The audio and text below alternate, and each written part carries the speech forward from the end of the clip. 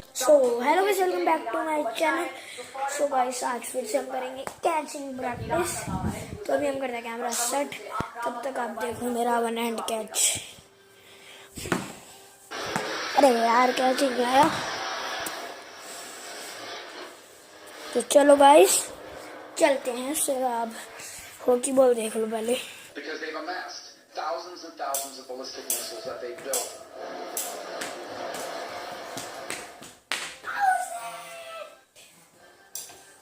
तनाव के बीच अमेरिका ने ईरान के सामने 3 शर्तें रखी हैं। पहली शर्त यह है कि ईरान में सभी स्थान पर यूरेनियम संवर्धन का स्थायी अंत हो। दूसरी शर्त यह है कि ईरान लंबी दूरी की बैलिस्टिक मिसाइलों की रेंज और संख्या पर अंकुश लगाए। तीसरी शर्त यह है कि पश्चिम एशिया में ईरान के प्रॉक्सी ग्रुप का अंत हो, या फिर प्रॉक्सी ग्रुप्स का मतलब हमास, हूथी और हिजबुल्लाह जो हमेशा ईरान के साथ रहा है, जो ईरान के इशारे पर अमेरिकी बेस को टारगेट कर सकता है। अमेरिका के साथ तनाव के बीच ईरान की एक मुसीबत ये भी है कि वहाँ शहर शहर विरोध प्रदर्शन तेज होता जा रहा है। ईरान की राजधानी तेहरान पर कत्लेआम की कई तस्वीरें वायरल हो रही हैं। प्रदर्शनकारियों पर IRGC के कमांडर फायरिंग कर रहे हैं। खामनेई के गृह शहर मशहद में भी कई प्रदर्शनकारियों के साथ बर्बरता हुई है। वही तेहरान में खामनेई की सत्ता के खिलाफ लगातार प्रदर्शन हो रहा है, नारेबाजी हो रही है। ईरान के कई शहरों में सड़कों पर हजारों की संख्या में लोग उतर चुके हैं। कई जगह पर सुरक्षा बलों से हिंसक झड़प की हुई है। सत्ता में शुरू कर देते हैं। बात करते हैं UGC के नए नियम के विरोध वाली उस खबर पर जो पिछले कुछ दिनों से सोशल मीडिया पर, चाय की दुकानों पर, सड़कों पर, यूनिवर्सिटी कैंपस में और पॉलिटिकल सर्कल में काफी चर्चा में थी। आज उस पर सुप्रीम कोर्ट ने पावर ब्रेक लगा दिया, यानी रोक लगा दी। सुप्रीम कोर्ट ने आज UGC के प्रमोशन ऑफ इक्विटी रेगुलेशन 2026 पर सुनवाई की और पहली ही सुनवाई में ये माना कि नए नियम में खामी है, इसीलिए इसे रोका जाए। यानी 13 जनवरी को जो नियम आया, 29 जनवरी को उस पर रोक लग गई, वो भी सिर्फ 55 मिनट की सुनवाई है। UGC के नए नियम पर रोक लगाते हुए सुप्रीम कोर्ट ने 5 बड़ी बातें कही। कोर्ट ने कहा, UGC के नियमों की भाषा में स्पष्टता नहीं है, इन नियमों के दुरुपयोग की आशंका है, नए दिशा निर्देशों में समाज को बांटने की क्षमता है। केंद्र सरकार नियमों में सुधार के लिए कमेटी गठित करे। फिलहाल 2012 में UGC के बनाए गए नियम ही लागू रहेंगे। दरअसल 13 जनवरी को आए इस नियम के खिलाफ स्पिन भी करेंगे। अभी ये बॉल चेंज है। जिसके बाद सुप्रीम कोर्ट ने इसके खिलाफ याचिका दायर की। इन याचिकाओं में मुख्य रूप से इस बात का डर जताया गया था कि ये नियम सामान्य वर्ग से जातिगत भेदभाव को बढ़ावा देगा और नए नियमों में सामान्य वर्ग के छात्र स्वाभाविक अपराधी बना दिए गए हैं। इस पर सुप्रीम कोर्ट में चीफ जस्टिस सूर्यकांत और जस्टिस जॉय माल्या बागची की 2 जजों की बेंच ने सुनवाई की। याचिकाकर्ता की तरफ से एडवोकेट विष्णु शंकर जैन ने कहा कि हम नियम 3C को चुनौती दे रहे हैं, जो जाति आधारित भेदभाव को परिभाषित करता है। ये पूरी तरह से संकीर्ण है। इसमें मान लिया गया है कि केवल खास वर्ग ही जाति आधारित भेदभाव का सामना करता है। इस पर से जैन ने कहा, हम केवल संवैधानिकता और वैधता की सीमा पर ही जांच कर रहे हैं। कोर्ट ने आगे कहा, हम समाज में निष्पक्षता और समावेशिता लाने के लिए प्रयासरत हैं। अगर हम हस्तक्षेप नहीं करेंगे तो इसके खतरनाक परिणाम होंगे। समाज में विभाजन होगा और इसके गंभीर परिणाम होंगे। हमें उस स्टेज पर नहीं जाना चाहिए जहां हमारे पास अलग अलग स्कूल हो। संविधान कहता है कि कहीं भेदभाव नहीं कर सकते, तो संविधान और जो हमारे तमाम कानून उसके बाद भी भेदभाव होता, अन्याय होता है समय समय। न्यायालय ने जो निर्णय लिया है, न्यायालय क्योंकि देखो, बाउंडली इध तप्पल छोड़ो। हाँ, वो लोग राजनीति कर रहे थे, वो घटिया राजनीति कर रहे थे। मैं माननीय सर्वोच्च न्यायालय को धन्यवाद देना चाहूंगा कि जो समाज के अंदर भारतीय जनता पार्टी की सरकार आपसी भाईचारा खराब करने के लिए बंटवारे का काम कर रहे थे। पहले हिंदू मुसलमान को लड़ाना, अगड़ा पिछड़ा करना, गरीब करना, और पूरी तरीके से इन लोगों ने जो काम किया है, मुझे लगता है कि ये बहुत ही दुर्भाग्यपूर्ण रहा है। और कानून ऐसा बने जो सबको एक समानता के साथ में देखे, चाहे वो अगली जाति हो, चाहे पिछड़ी जाति हो, चाहे दलित हो, चाहे मुस्लिम हो। UGC ने जो भी आदेश जारी किया था उसको देश की सर्वोच्च अदालत ने उस पर रोक लगा दिया है। इसी संबंध में न्यायालय के द्वारा दिए गए किसी आदेश पे कोई टिप्पणी की आवश्यकता नहीं, जो आदेश होगा उसका सरकार पालन करेगी। अब ये जो इंडस्ट्री गाइडलाइन अनकॉन्स्टिट्यूशनल इलीगल था, और सुप्रीम कोर्ट ने जो आपको पास से सुन रहा है हमको अंदर में से जो हुआ तो अच्छा हुआ, वो तो हम लोग का बात। सत्ता में आगे बढ़ते हैं और बात करते हैं उस खबर की जो सीधे हमारे न्यूज मित्रों की जेब से जुड़ी है। इस खबर पर हमने दो अलग अलग कुंजी तैयार की। पहली कुंजी सोने और चांदी की उस रॉकेट रफ्तार पर जो कम होने का नाम नहीं ले रही है। सोना चांदी की कीमतें रोज नया रिकॉर्ड बना रही है। अब चांदी ने 4 लाख का रिकॉर्ड बना दिया है, यानी सोना चांदी में निवेश करने वालों की चांदी हो गई है। वहीं दूसरी तरफ रुपए की गिरावट भी नहीं रुक पा रही है। पहले सोने और चांदी की बात करेंगे। चांदी को लेकर पिछले कुछ दिनों से जो दावे किए जा रहे हैं, आज वो सही साबित हो गए। चांदी की कीमतों ने आज एक नया रिकॉर्ड बना दिया। चांदी की आंधी में आज 4 लाख का आंकड़ा भी पीछे छूट गया। पहली बार चांदी की कीमतें 4 लाख के पार हो गई।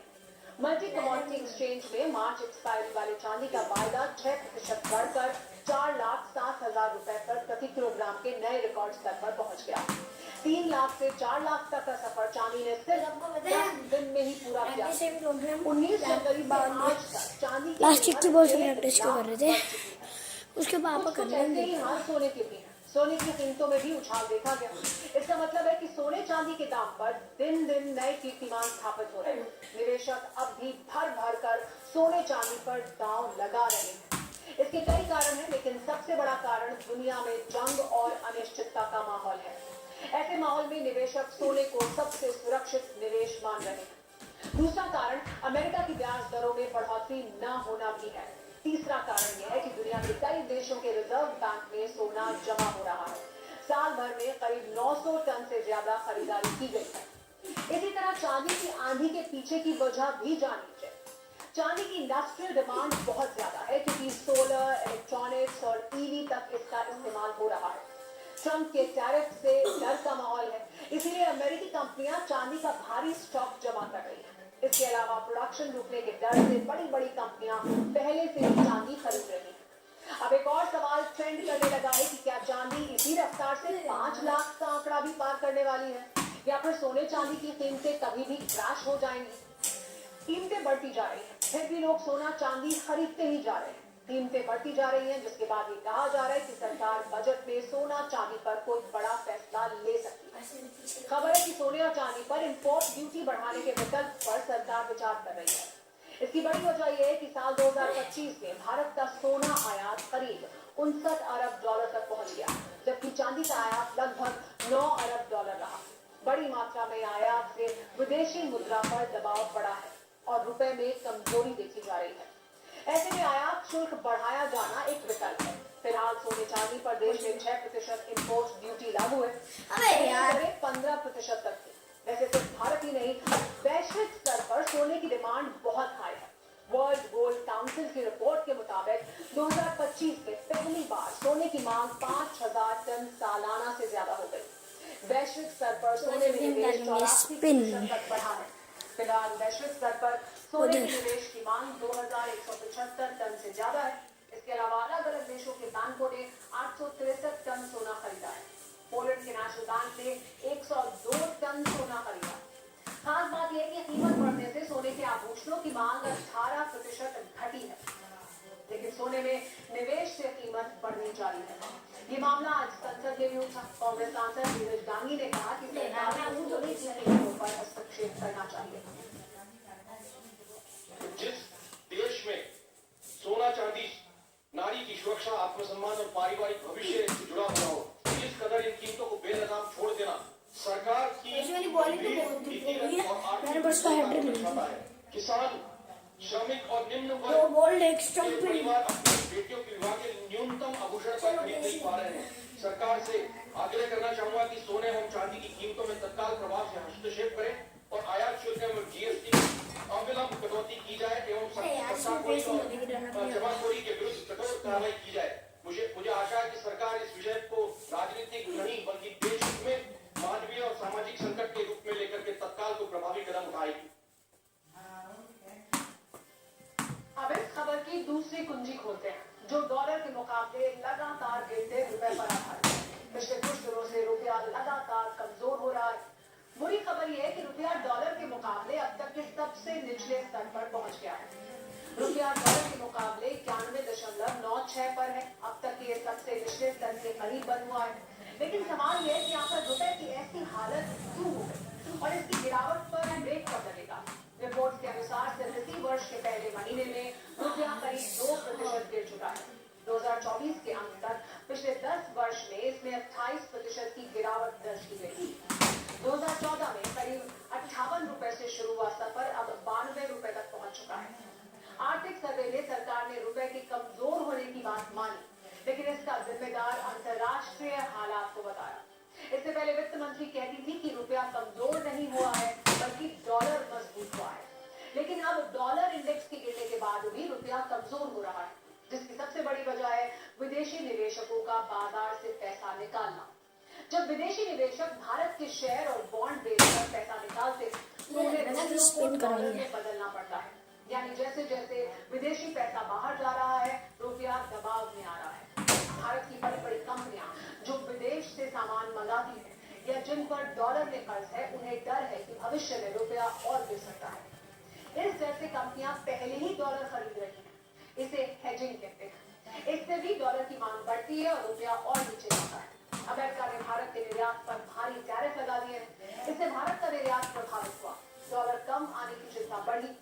जब देश में डॉलर आने की रफ्तार कम होती है तो रुपए पर दबाव बढ़ता है। अब हम आपको आसान भाषा में समझाते हैं कि आखिर रुपए के कमजोर होने का असर कैसे आपकी जेब, आपकी रसोई, आपके बजट पर पड़ेगा और कैसे इससे महंगाई बढ़ सकती है।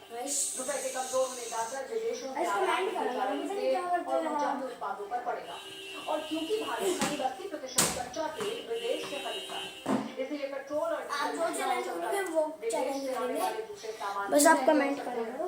तेल की कीमत कमेंट में आपको क्या जाता है बताओ। बढ़ सकती है। इससे विदेश यात्रा और विदेश में पढ़ाई का खर्च भी महंगा हो जाता है। देश का सालाना आर्थिक रिपोर्ट कार्ड आ गया है, जिसे हम और आप इकोनॉमिक सर्वे कहते हैं। ये रिपोर्ट कार्ड ये बता रहा है कि क्या महंगाई काबू में है, क्या जेब पर दबाव कम होगा और क्या अब एआई सच में आम आदमी की जिंदगी बदलेगा।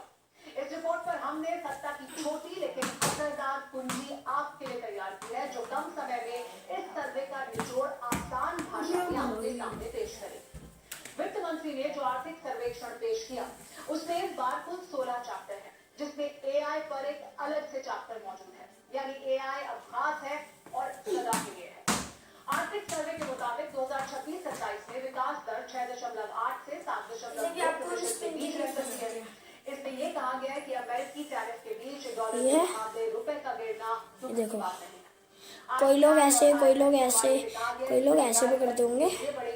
इसको देखो, पहले हम ऐसे पूरा फैलाएंगे, फिर इस उंगली को ना नीचे करना है ऐसे। अब आप देखना, वित्त वर्ष 2026 में एग्रीकल्चर ग्रोथ 3.1% रहने की उम्मीद है, जिसे सरकार अच्छा मान रही है। 2024-25 में अनाज की पैदावार 3,320 लाख टन के रिकॉर्ड स्तर पर पहुंच गई है, जिससे महंगाई को काबू में रखने में काफी मदद मिली है। दुनिया भर में भारत का निर्यात बढ़ा है। वित्त वर्ष 2025 में निर्यात 825.3 अरब डॉलर के रिकॉर्ड स्तर पर पहुंच गया। ये रफ्तार वित्त वर्ष 2026 में जारी है और बड़ी बात यह है कि अमेरिका के 50% टैरिफ के बाद भी भारत का सामान का निर्यात अप्रैल और दिसंबर 2025 नॉर्मल बेस 2.4% बढ़ा है।